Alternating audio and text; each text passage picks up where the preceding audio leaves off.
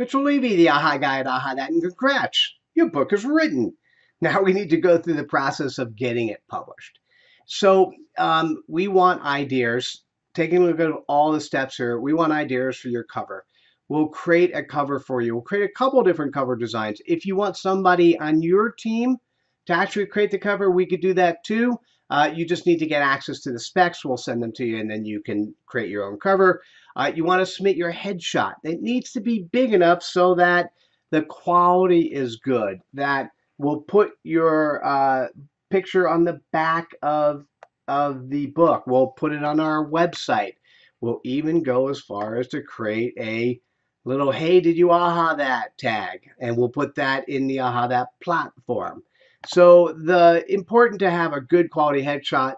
And then before we actually go to publishing, we want you to review and edit and approve everything. All the AHA messages, all the metadata, the entire cover. Now, the difference between an AHA book and whether you're going to PDF, Kindle, paperback, and hardcover is that anything other than the AHA book also shows sections. And what we typically do is we will have a section image at the beginning of the section and a section summary.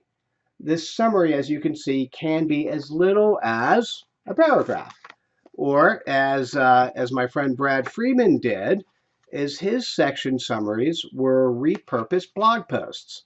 And so I'll show you his. So here's his image, but then his section content is much bigger. So it's really up to you in terms of what you do and how you do it. The ultimate book, it's your book, it's your content, it's for you to share. You own 100% of the copyright. And so these are the steps of the publishing process. If you haven't seen or played with Basecamp yet, you should. And take a look at the video and additional information, because that's the tool we'll use to make sure that we manage your project in a successful way, going through the team that we've assigned you to publish your book. Thanks for trusting us. Thanks for being on the platform. I look forward to seeing and sharing your content. Bye now.